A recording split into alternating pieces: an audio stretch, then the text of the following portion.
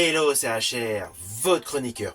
Aujourd'hui, je vais vous parler d'un chevalier moderne, un peu perdu, mais qui cherche absolument à faire triompher la justice, dans un monde, malheureusement, où les héros n'ont plus leur place. Je vais vous parler du film The Underdog Knight. Naturellement, nous sommes samedi, donc c'est un film From Asia, plus précisément, un film chinois. Avant d'aller plus loin, si vous n'êtes pas abonné, pensez à le faire, pensez à la petite cloche pour les notifs, pensez au petit pouce si vous aimez ce que vous voyez, et surtout à vos commentaires. Let's go!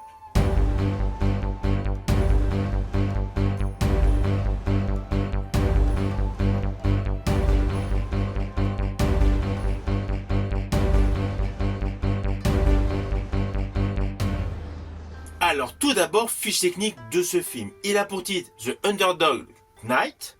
Il est réalisé par Ding Sheng. C'est une production chinoise, une production HK, qui est sortie en 2008, avec en vedette Li Yuye et Anthony Wong. Il est attaché au registre de l'action, du drame et de l'aventure, avec une durée d'1h35 environ, avec l'histoire suivante.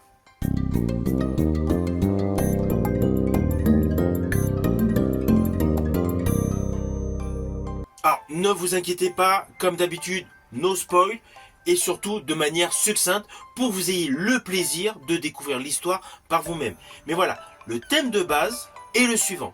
On découvre le personnage Lao San, un ancien militaire, victime d'un traumatisme crânien. Vous allez vous en rendre compte assez rapidement, il est un peu simplé. À la suite de son handicap, il vit un petit peu en marge de la société, avec une vision très premier degré du bien et du mal. Pour lui, en fait, la justice n'est pas une idée abstraite. C'est tout simplement une mission de premier ordre, une mission quotidienne. Avec trois notions principales: aider, protéger, intervenir. Même quand personne lui demande quoi que ce soit. Et évidemment, sa route va croiser une bande de criminels. Criminels qui préparent le braquage d'un musée. Alors, c'est le truc clé de ce film. Implicitement, notre personnage Lao San va se retrouver mêlé à quelque chose qui le dépasse totalement. Alors, ne vous inquiétez pas, je n'irai pas plus loin. Mais voilà, ce film a un côté extrêmement surprenant, car le héros est quelqu'un de simplé, à cause d'un traumatisme crânien qu'il a eu durant l'armée, ce qui produit un décalage étonnant dans un action movie. Parce que d'un côté, on va se dire, voilà, c'est une production HK, action movie, avec de très belles scènes de combat, c'est clair, mais un côté très décalé, très second degré, à cause du mental défectueux du héros principal. C'est pour cela, malgré qu'il a le titre The Underdog Knight et qu'il a de très belles scènes de combat, ce film ne plonge pas uniquement sur le thème de l'action. C'est un film qui cherche radicalement autre chose. Ceci dit, il y a de l'action, il y a des affrontements, il y a des bagarres, il y a des combats, il y a des gunfights. Mais ce n'est pas le moteur principal de ce film. La colonne vertébrale de ce film, c'est tout simplement l'homme, le personnage humain, son ressenti, sa psychologie, sa naïveté. Et c'est ça justement le paradoxe de ce film, car le combattant Lao San n'est pas un combattant typique. Ce n'est pas une machine de guerre, ce n'est pas un stratège. C'est quelqu'un de simple, voire enfantin, dans son rapport au monde et à sa façon de parler. Tout comme ses postures et le fait de répéter en permanence ses principes de base, ses principes de vie. Implicitement, plus on avance dans ce film, plus celui-ci devient touchant. Alors, c'est clair, le jeu de l'acteur joue énormément car il lui donne un côté sérieux, mais un côté maladroit, en acceptant le ridicule et parfois la lenteur. Ce qui fait contraste aux scènes de combat auxquelles il participe. On va pas se mentir, à certains moments dans ce film, ses attitudes, son comportement peut vous agacer, surtout vous faire sourire.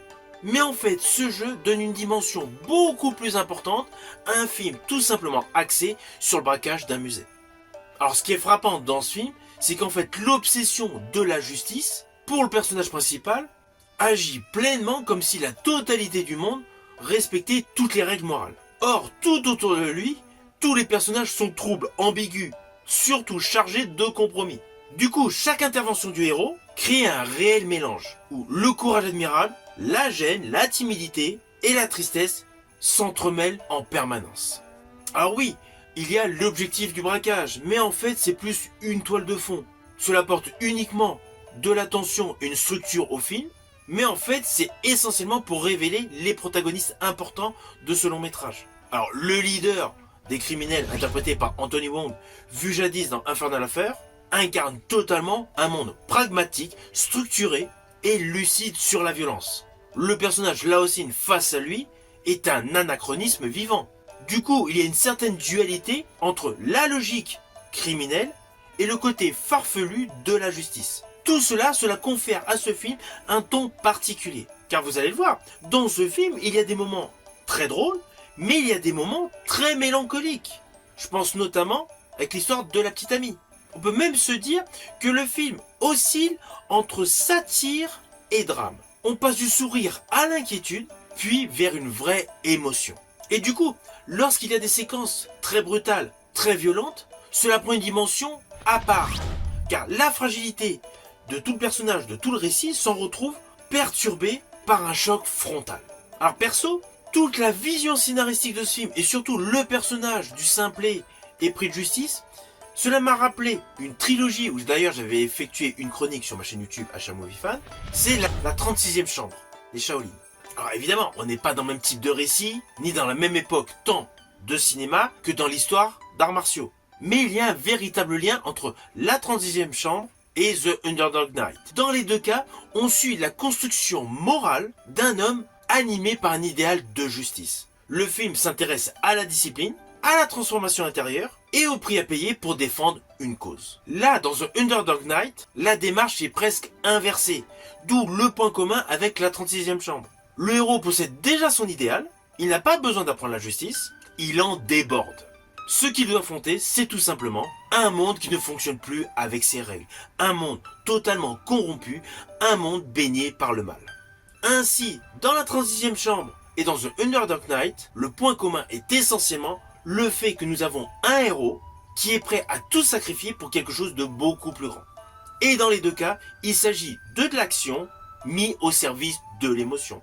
D'où, selon moi, la référence cinématographique. Et dans The Underdog Knight, comme dans la 36e chambre, dès qu'il y a des scènes physiques, elles sont efficaces.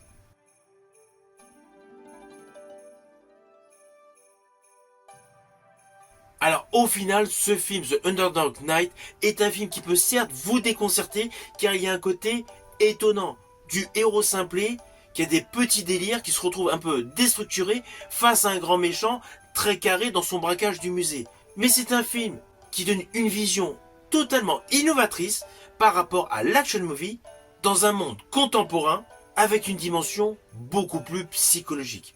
Naturellement, je vous invite à découvrir ce film si vous êtes fan de films From Asia.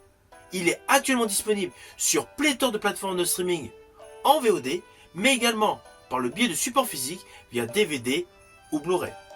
Si vous connaissez ce film, ou si vous l'avez vu, ou si vous avez l'intention de le voir, n'hésitez surtout pas à me mettre vos commentaires. Je vous dis à bientôt pour une prochaine vidéo.